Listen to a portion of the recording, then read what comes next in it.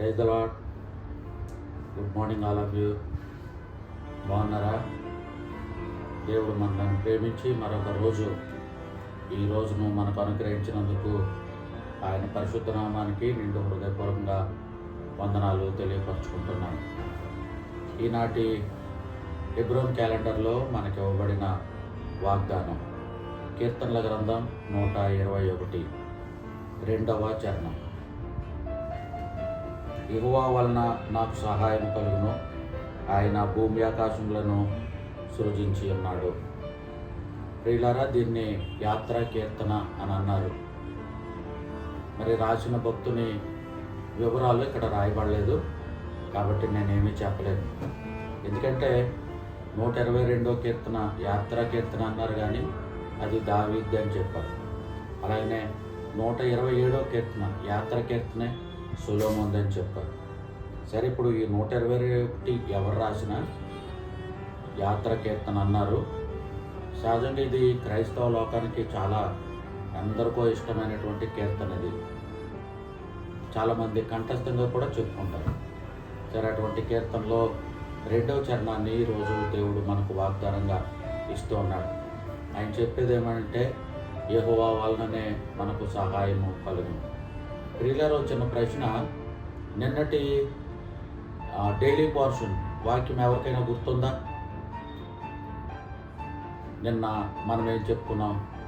118వ కీర్తన 8వ చరణంలో మనుషులను నమ్ముకొనుట కంటే యెహోవాను ఆశ్రయించుట మేలు, రాజులను నమ్ముకొనుట కంటే యెహోవాను ఆశ్రయించుట మేలు. అంటే దాని అర్థం ఏమనంటే, మానవమాత్రులమైన మనకు ఏదైనా సహాయం అవసరమైనప్పుడు, ఏదైనా అక్కర అవసరమైనప్పుడు మనుషుల వల్ల కానీ రాజుల వల్ల కానీ కాదు, మనకు దేవుడే సాయం చేయాలి. దేవుని యొక్క సహాయం వలన మాత్రమే మనం ఏదైనా కార్యం చేయగలం. కొన్ని పర్యాయాలు మనుషుల వలన సహాయం జరుగుద్దని ఆశపడి మన జీవితాల్లో మనం ఎన్నో నష్టాలు తెచ్చుకుంటూ ఉంటాం. సరే, ముగిస్తాను. ఒక మాట చెప్తున్నాను. ఎస్తేరు కాలంలో మొర్దెకై ఎస్తేరమ్మకు ఒక కబురు పంపిస్తూ, ఎస్తేరమ్మా, నువ్వు ఈ సమయమందు ఏమీ మాట్లాడక మౌనముగా నున్న ఎడల యూదులకు సహాయమును విడుదలయు మరి ఒక దిక్కు నుండి వచ్చును గాని. ఎస్తేరు గ్రంథం 4:14. నీవు ఈ సమయమందు ఏమీ మాట్లాడక మౌనముగా నున్న ఎడల యూదులకు సహాయమును విడుదలయు మరి ఒక దిక్కు నుండి వచ్చును. అంటే నువ్వు సహాయం చెయ్యకపోయినా దేవుడు మాకేదో రకంగా సహాయం చేస్తాడు. అంతేగాని మా దేవుడు సహాయం చేయకుండా విడిచిపెట్టే దేవుడు కాదు. ఆయన తప్పనిసరిగా మాకు సహాయం చేస్తాడు అనేది మొర్దెకై యొక్క నమ్మకం. దేవుడు మొర్దెకై యొక్క నమ్మకాన్ని తుడిచిపెట్టలేదు. కాబట్టి ప్రేమతో మనవి చేస్తున్నాను, నిస్సహాయ స్థితిలో ఉన్నావా ఈ ఉదయకాలం? ఏదైనా ఉదయాన్నే లేవగానే నీకు ఏదో ఒక మానసికమైనటువంటి పరిస్థితి గుర్తొచ్చి మనసంతా బాధతో ఉన్నావా? ఈ పరిస్థితి నుండి నేను ఎలా బయటపడతాను? నాకెవరు సహాయం చేస్తారు? నాకు దిక్కెవరు? నాకేమీ తోచుకోకుండా ఉందే, ఈ పరిస్థితిలో నా సంగతి ఏంటి అనే పరిస్థితిలో ఉన్నావా తమ్ముడు, అక్క, అన్న, చెల్లి?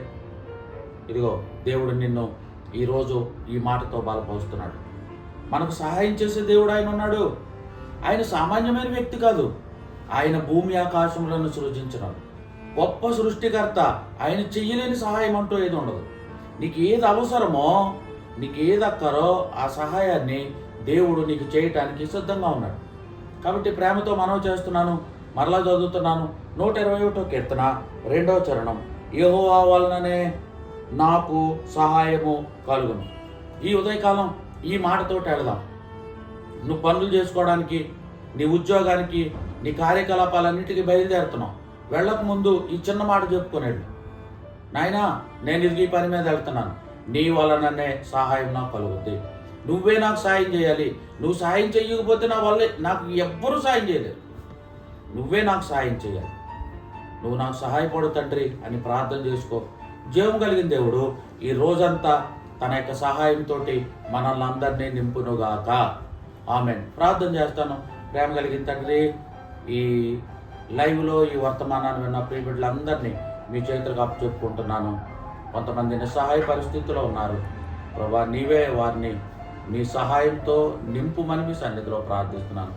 నీ వలనే సహాయం కలుగుతూ కనుక నీ సహాయంతో ఆ బిడ్డలకు కృప చూపించమని, నీ సహాయాన్ని వారికి దయచేయమని, విన్న బిడ్డలందరినీ ఈ రోజంతా నీ కృపా కౌగిట్లో భద్రపరచమని, భూమి ఆకాశములను సృష్టించిన సృష్టికర్త మమ్మల్ని మీ చేతులకు అప్పచెప్పుకుంటూ యేసు నామములో స్తుతించి ఆరాధించి సమర్పించి వేడుకుంటున్నాను పరమ తండ్రి. Amen, amen, amen. దేవుడు మిమ్మలను ఈ రోజంతా నిండారులుగా దీవించునుగాక. ఆమెన్. వందనాలు.